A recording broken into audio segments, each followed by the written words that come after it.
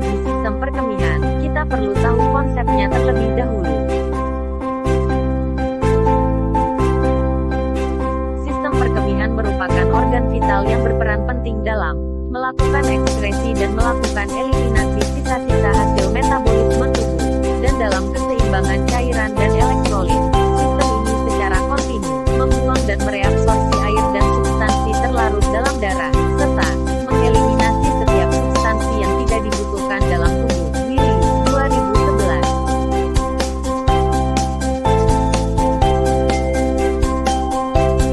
Fungsi sistem perkemihan menurut Mutakin dan Sari 2014.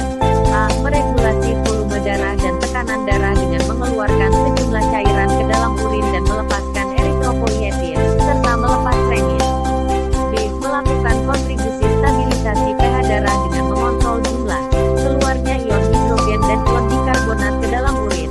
C. Menghemat pengeluaran nutrisi dengan memelihara ekskresi pengeluaran nutrisi tersebut pada saat proses eliminasi produk sisa, terutama pada saat pembuangan nitrogen seperti urea dan asam urat. D. Membantu organ hati dalam mendetoksikasi racun selama kelaparan. Deaminasi asam amino yang dapat merusak jaringan. Mari kita masuk ke pembahasan anatomi dan fisiologi dari sistem perkemihan. Ini adalah gambar dari anatomi sistem perkemihan. Ada ginjal, arteri ginjal, vena ginjal, aorta abdominal, ureter, kandung, kemih, dan uretra. Yuk kita bahas fisiologinya satu persatu. Saya akan menjelaskan organ yang pertama, yakni ginjal. Ginjal adalah organ saluran kemih yang terletak di rongga retroperitoneal bagian atas. Bentuknya menyerupai kacang dengan sisi cekungnya menghadap ke medial. Cekungan ini disebut sebagai hilus renalis, yang di dalamnya terdapat apex pelvis renalis dan struktur lain yang merawat ginjal, yakni pembuluh darah, sistem limfatik, dan sistem saraf. Besar dan berat ginjal sangat bervariasi, hal ini tergantung pada jenis kelamin, umur, serta ada tidaknya pada sisi yang lain. Ginjal lelaki relatif lebih besar ukurannya daripada perempuan. Ukuran rata ginjal orang dewasa adalah panjang 11,5 cm, lebar 6 cm, dan tebal 3,5 cm, dengan beratnya bervariasi antara 120 sampai dengan 170 gram atau kurang lebih 0,4% dari berat badan. Ginjal dibungkus oleh jaringan fibrus tipis dan mengkilat yang disebut kapsula fibrosa atau true kapsul ginjal, yang melekat pada parenkim ginjal. Ginjal mempunyai fungsi yang sebagian besar membantu mempertahankan stabilitas lingkungan cairan internal, antara lain, pengaturan keseimbangan air dan elektrolit di tubuh, pengaturan keseimbangan asam basa tubuh, pengaturan volume plasma, mengeluarkan atau mengekspresikan produk-produk akhir, sisa, metabolisme tubuh, mengeluarkan banyak senyawa asing, menghasilkan eritropoietin dan renin. Ginjal secara anatomis terbagi menjadi dua, yaitu korteks dan medula ginjal. Korteks ginjal terletak lebih superficial dan di dalamnya terdapat berjuta-juta nefron. Nefron merupakan unit fungsional terkecil ginjal, sedangkan medula ginjal terletak lebih profundus, banyak terdapat ductuli atau saluran kecil yang mengalirkan hasil ultrafiltrasi berupa urin. Nefron terdiri atas glomerulus, tubulus contortus atau TC proximalis, loop of Henle, tubulus contortus atau TC distalis, dan ductus colligensens. Darah yang membawa sisa hasil metabolisme tubuh difiltrasi endospe dan disaring di dalam glomerulus dan kemudian setelah sampai di tubulus ginjal. Di teman-teman fungsi ginjal yang sebenarnya. A. Mengatur volume air cairan dalam tubuh. Kelebihan air dalam tubuh akan diekspresikan oleh ginjal sebagai urin yang encer dalam jumlah besar. Dalam keadaan kekurangan air, kelebihan keringat menyebabkan urin yang diekspresi jumlahnya berkurang dan konsentrasinya lebih pekat, sehingga susunan dan volume cairan tubuh dapat dipertahankan relatif normal. B. Mengatur keseimbangan osmotik dan keseimbangan ion. Fungsi ini terjadi dalam plasma bila terdapat pemasukan dan pengeluaran yang abnormal dari ion-ion. C. Mengatur keseimbangan asam basa cairan tubuh. Ginjal menyekresi urin sesuai dengan perubahan pH pada darah, di mana hasil akhir metabolisme protein dalam tubuh dipengaruhi oleh sifat urin, yaitu asam dan basa. pH urin bervariasi antara 4,8-8,2. D. Ekspresi sisa hasil metabolisme ureum, asam urat dan kreatinin. Bahan-bahan yang diekskresi oleh ginjal antara lain, zat toksik, obat-obatan, hasil metabolisme hemoglobin, dan bahan kimia asing, pestisida.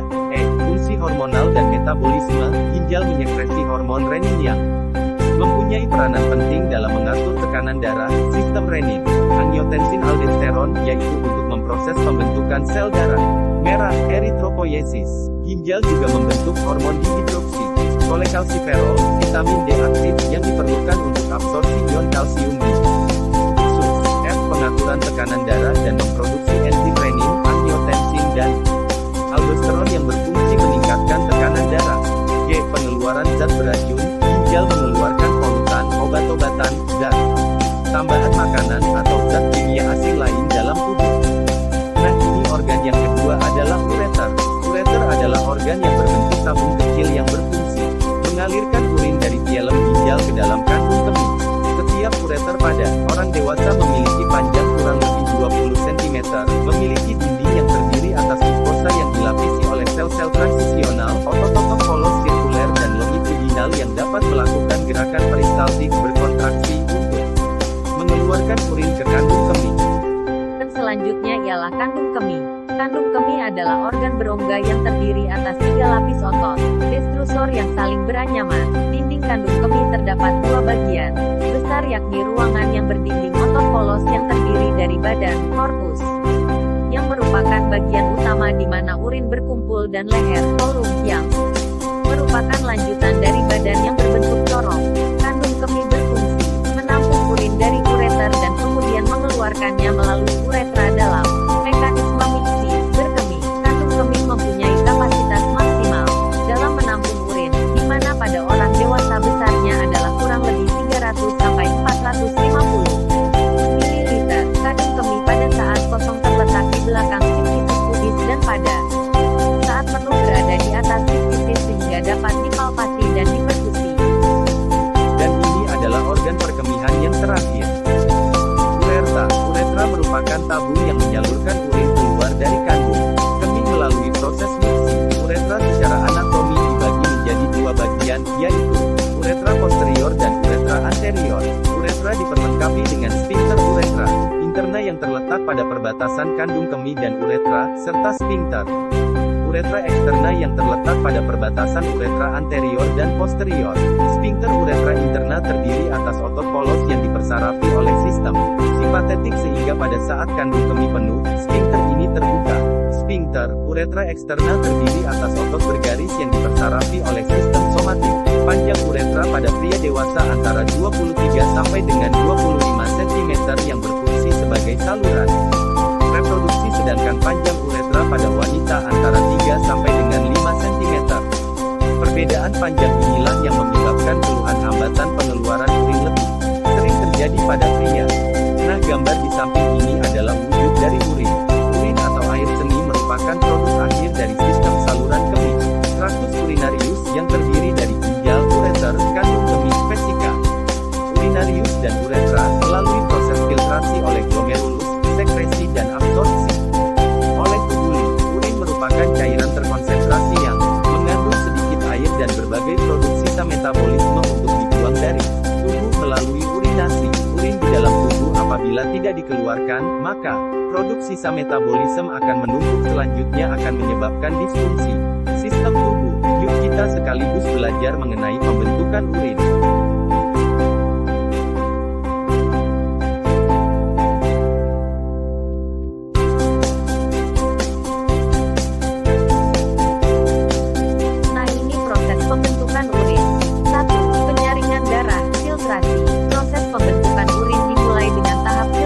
Darah yang masuk ke ginjal melalui pembuluh darah.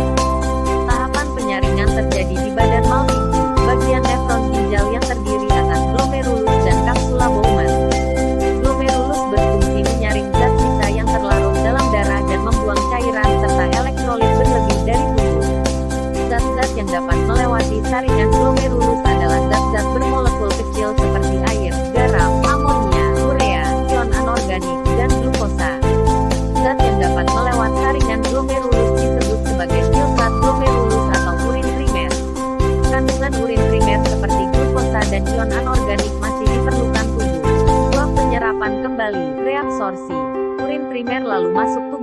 optimal untuk lanjut ke tahap reabsorpsi kandungan yang masih diperlukan tubuh.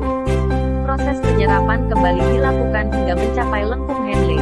Hasil tahap reabsorpsi disebut sebagai filtrase tubulus atau urin sekunder. Kandungan urin sekunder adalah air, garam, urea, dan pigmen MPD yang akan memberi warna dan bau pada urin.